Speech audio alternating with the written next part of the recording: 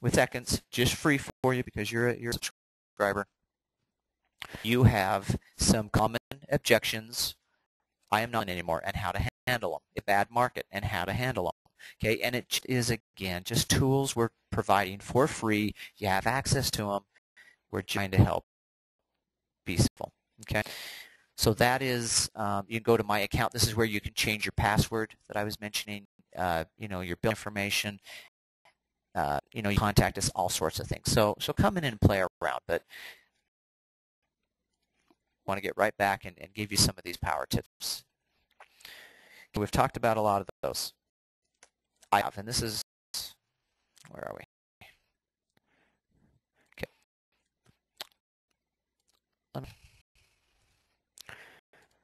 Sorry, it started me over. I'll get back. I always have agents in the last 20 years that ask me, and it's a great question. They say, Brent, what is the most important thing I need to do with invoice to make money? Okay, it's a great question because that's why you've subscribed to the service. You know, most important thing you can do to land voice. Number one. Again, I'm just going to fly through these. Sorry, get back to where we were. Right, tip number one. I always tell my agents, clients on the service, please, above all, look through your list every day. What habit that you may start looking through, you may start calling, you may prospect, and all of a sudden you have business. You're doing really well. And then what do? You stop looking through your list. You stop prospecting. You stop working. And your business is great for a few months, and then it dries up, and then you go, I was so well, what happened? Stop doing that which was creating your business. And, it's just a common way. We all do this, I understand. But what I would ask you to do, get a habit of, number one, always from here and evermore, look through your list every day. Just informed. Know what's in your marketplace. Even if you don't have time that day to call them, through it. The reason I suggest this is I'm an agent myself. It's 20 years. What I've learned, I've gotten the habit. I every morning I go to my email, I search out my leads so I can click it and I can just look through.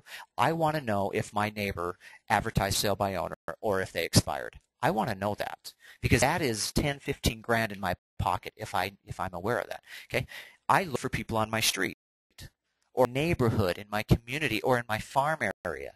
Okay, I use this just as an informational tool. So at the very least, agents that sometimes come and say, yeah, I'm just not using it, Brent, I'm not being successful, and I go, on. All you have to do is look through it, and just like me, I honestly close 2 or 3 deals a year.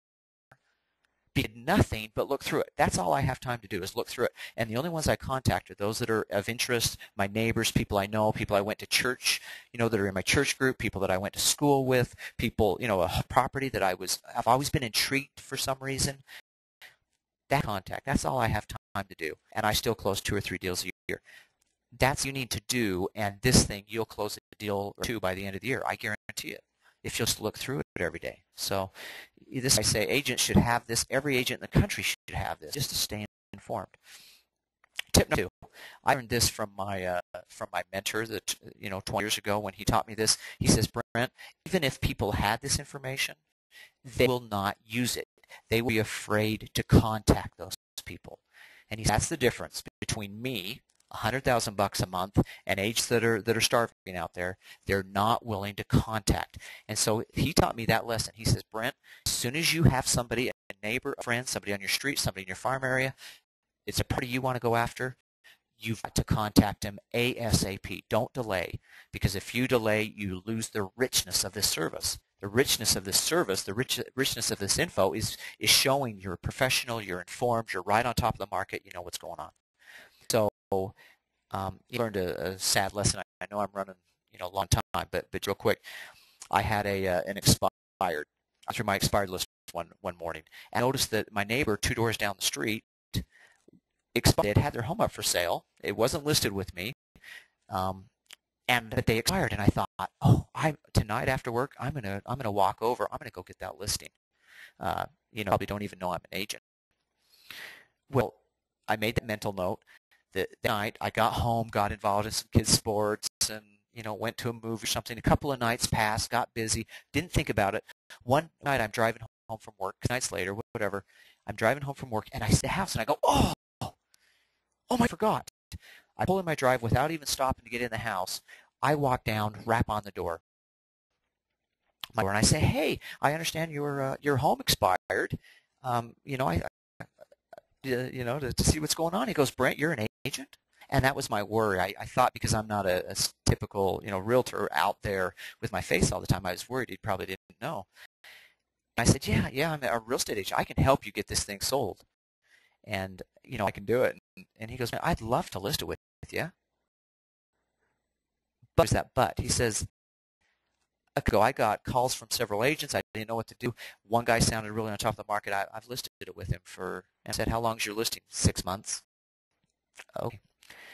And I walked away thinking all I had to do was be willing to get out there and contact him, and I allowed other things to get in the way. Again, $10,000 or $15,000 commission gone, just as a tip number 2. Don't make that mistake. If your property you're interested in, make contact. Tip number 3, I know that there's different coaches, different theories out there. I really suggest do weekly drive-bys. I've had tremendous success with this myself, and I know a lot of agents have. And just quick, the theory is when you look through the list every day, you make a mental note of those homes that you say, you know what, I want to stop by and see that person like I did my neighbor. Okay, where a phone call, I could do that, but stop by visit, there's a lot of power there, and I've had that in experience.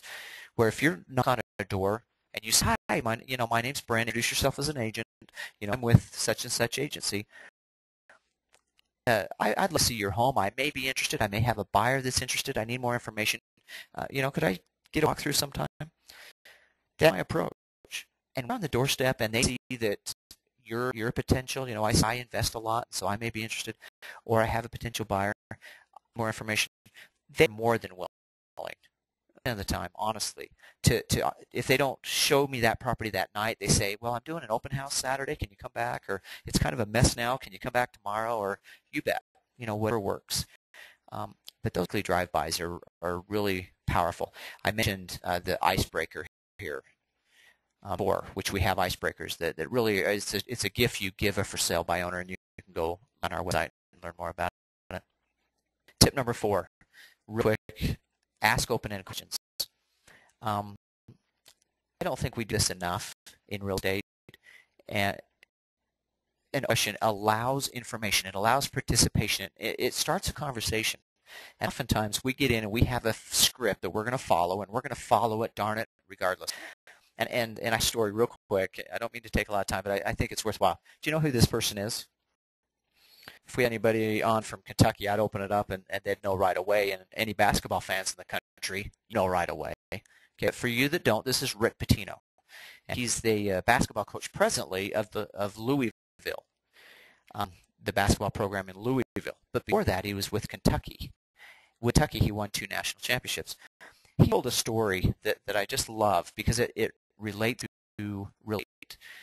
And he had a seminar, and it was an emotional seminar that he was giving it, and that's why I'm repeating it. He says that when he first became Kentucky's basketball coach, and I'm going to really make this brief, that he was the basketball coach. He was so excited. It was his dream job. He had been very successful at other levels that he had, on high school and then some other lower level college. He's so excited. He thought, I am going to eat this up. I am going to make this program so darn successful.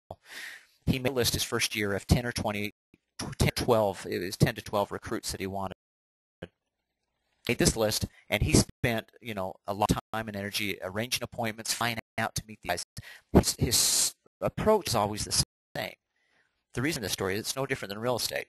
He's recruiting, just like when we are recruiting, trying to list a home. He was recruiting. He was trying to get these recruits to sign on to his basketball team. He always did the same thing. First thing, he had 3 different segments of his listing presentation, if you will. The first thing, he had introduced himself, tell him how good he was, what his experience